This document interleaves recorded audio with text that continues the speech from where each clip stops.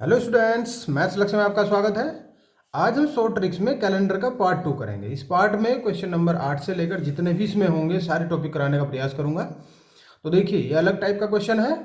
2 फरवरी 2003 को मंगलवार था, तो बताएं कि 2 फरवरी 2014 को कौन सा दिन था। अब इसमें एक काम नहीं करना आपको कि 2 फरवरी 2003 को चेक करना नहीं है कि मंगलवार था भी या नहीं था, इसने गलत तो नहीं लिख दिया, ऐसा नहीं करना है। यही मान लेना है कि जो इसने बोला है सही है। तो देखिए, 2 फरवरी 2003 से 2 फरवरी 2014 इनके बीच में कितने साल आए। एक तो 4 भी आया, 8 भी आया और 12 भी आया। तो ये तो इसका मतलब 3 हो गए लीप ईयर, और कुल मिला के 11 साल इनके बीच में है। तो इन 11 में से 3 तो लीप हो गए, बच गए 8। वो एक एक साल एक्स्ट्रा होता है उनमें सामान्य में। तो 3 दूनी 6 और 8 ही कम 8, 8 6 14, 14 एक्स्ट्रा डेज मतलब 7 दूनी 14। ये तो पूरा जीरो शेष बच गया। जीरो शेष बचने का मतलब आप इसको संडे मत लिख देना, ध्यान देना वहाँ मंगलवार है तो मंगलवार में आपको जीरो डे जोड़ना है। मंगल में जीरो जोड़ोगे तो मंगल, आंसर आ गया मंगल। तो राइट आंसर विल बी मंगल। अब आप सोचोगे कि आपने तो बताया था सर, पिछली वीडियो में आपने बताया था कि जीरो में तो संडे होता है। लेकिन हाँ बताया था, बट तब जब वो खुद कोई दिन ना दे और दिन देकर कोई दूसरा दिन ना पूछे, तब तो ठीक है वो वाला। लेकिन अगर कोई दिन देगा तब फिर ये है, उसी मंगल में जोड़ोगे आप में दिन। तो वो वीडियो नहीं देखी है पहले वाली तो उसको जरूर देख ले, नहीं तो बात समझ में नहीं आएगी। नेक्स्ट और देखो कितने सारे हैं। 20 अक्टूबर 2002 को शनिवार है, तो 20 दिसंबर 2013 को कौन सा दिन था। अब देखिए, यहाँ पे 20 अक्टूबर दिया है, वहां 20 दिसंबर दिया है। पहले वाले सवाल में क्या था, पहले वाले में सेम डेट दी थी, 2 फरवरी दिया था तो 2 फरवरी ही पूछा था। लेकिन एक टाइप तो ये रहा, दूसरा टाइप ये रहा कि एक डेट देगा और दूसरी डेट ही पूछ लेगा। सन का भी अंतर है, ईयर का भी अंतर है और डेट का भी अंतर है। तब कैसे करें, तो कोई दिक्कत नहीं। 20 अक्टूबर 2002 से 20 दिसंबर 2013 तक कितना गैप है वो देख लो। 13 में से 2 गई 11, 11 साल का गैप है। इसका मतलब यहाँ पे लीप पड़ा 4, 8 और 12, ये 3 साल तो लीप पड़े और 8 साल जनरल पड़े सामान्य। 3 दूनी 6 और 8 14/2 7, ये तो जीरो आ गया। लेकिन इसके बाद में ये तो जो हिसाब हमने लगाया है पूरे पूरे सालों का, ये लगा 20 अक्टूबर से 20 अक्टूबर 2013 तक का। लेकिन सन है मतलब डेट है दिसंबर, 20 दिसंबर। अब 20 अक्टूबर से 20 दिसंबर के बीच में भी देखो जरा क्या बनी बात। यहाँ अक्टूबर के 11 दिन और बच रहे हैं। अक्टूबर 31 का होता है, 20 ये हो गए थे 11 दिन। फिर नवंबर के एक्स्ट्रा होते हैं 2, 30 दिन का है, और दिसंबर के 20 दिन। सबको जोड़ो 7 कर दो बटे 11 तो 13, ये हो गए 33/7।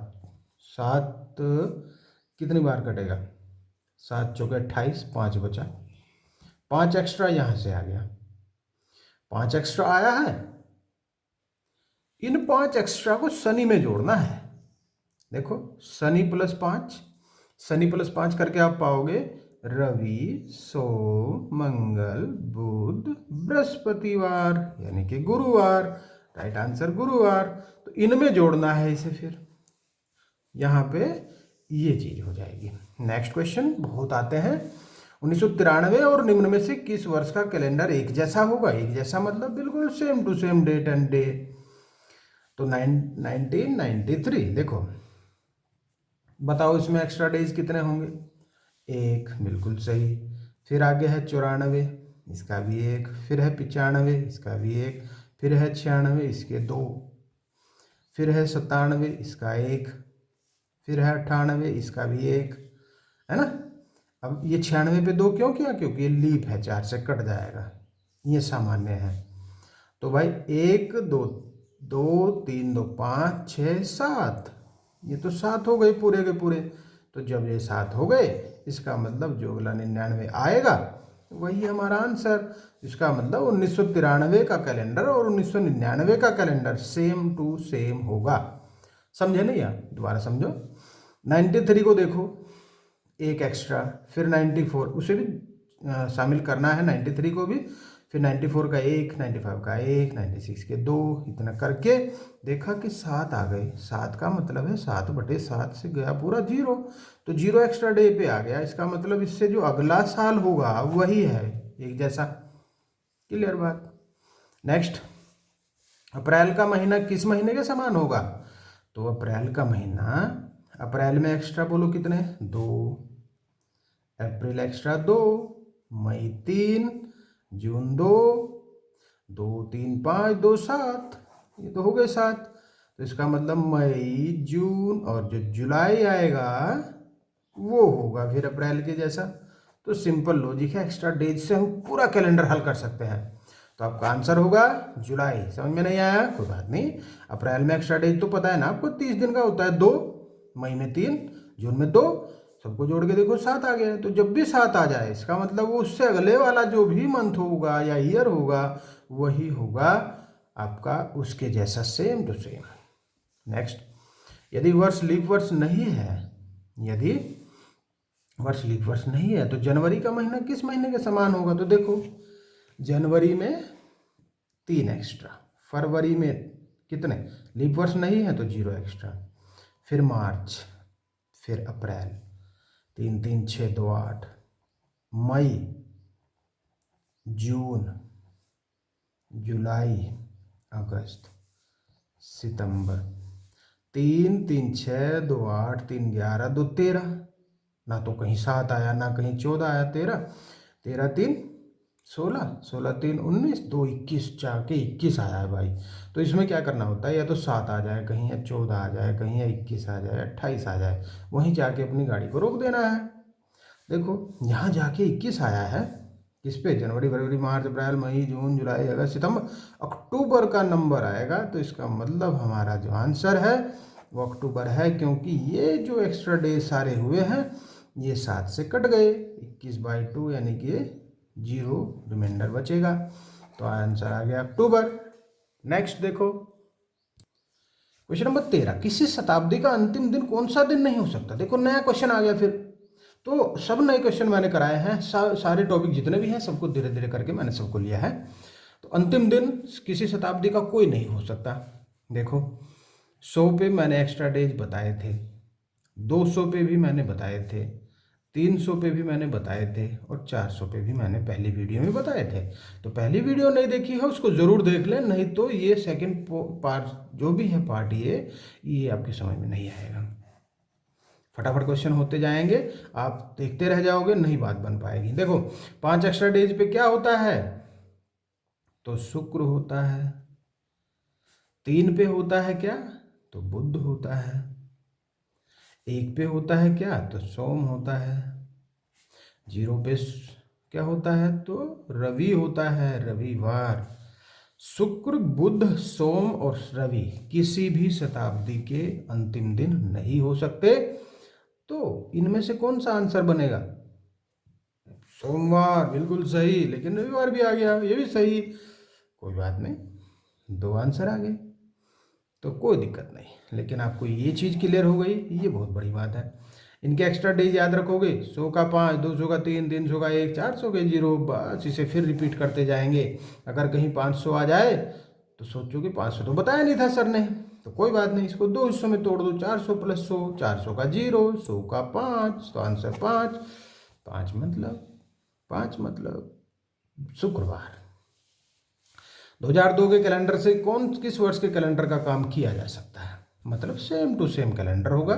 2002, बोलो एक्स्ट्रा डेज 1, फिर 3 का 1, 4 का 2, क्योंकि ये तो लीप वर्ष है, 5 का 1, 6 का 1, 7 का 1, 8 के 2, 9 का 1, 10 का 1, 11 का 1, 1 2 2 4 5 6 7 2 9 10 11 12, फिर 12 का 2, 13 का 1, 14 का 1, 15 का 1, 16 का 1, 17 का 1, 16 के 2, 18 का 1।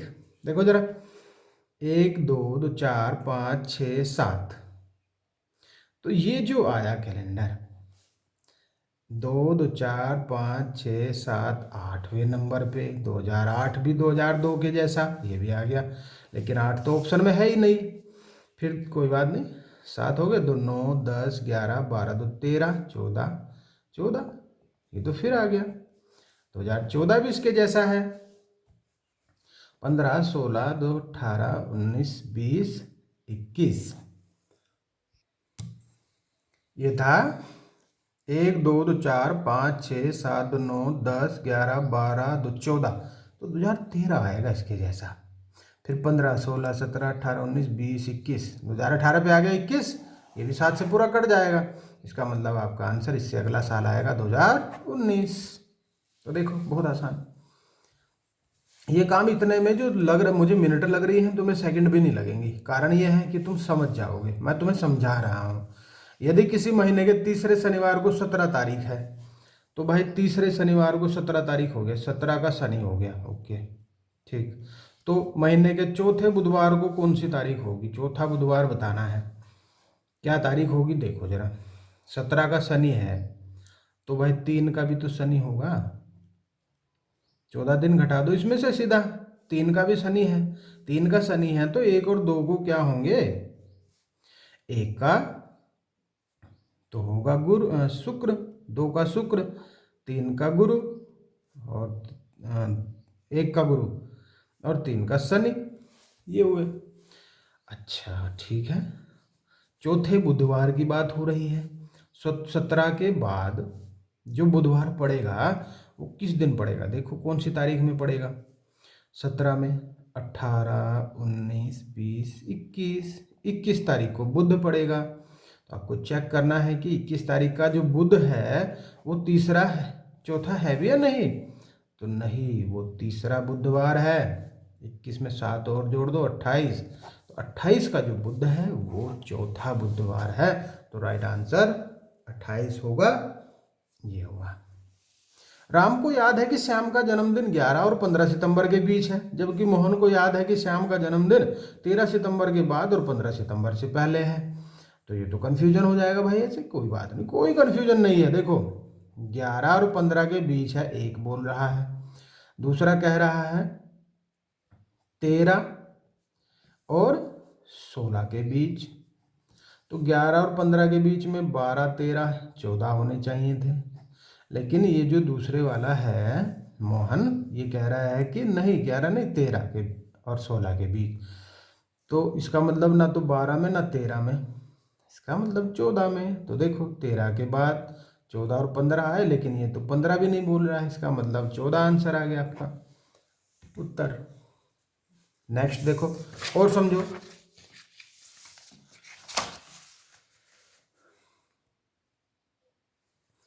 यदि किसी महीने में तीसरे सोमवार को 17 तारीख है, 17 तारीख भाई, 17 तारीख तीसरा सोमवार, तो बताइए कि इस महीने में है कौन सा दिन है जो 5 बार आएगा। अब 5 बार कौन आएंगे, देखो ये क्वेश्चन मैंने इसीलिए किया है रिपीट कि 5 बार का इसमें देखो, 17 में से 14 घटा दो 3 बच गया, इसका मतलब 3 का है मंडे, 3 का मंडे है तो 2 और 1 का भी आपको पता लग गया, संडे एंड सैटरडे,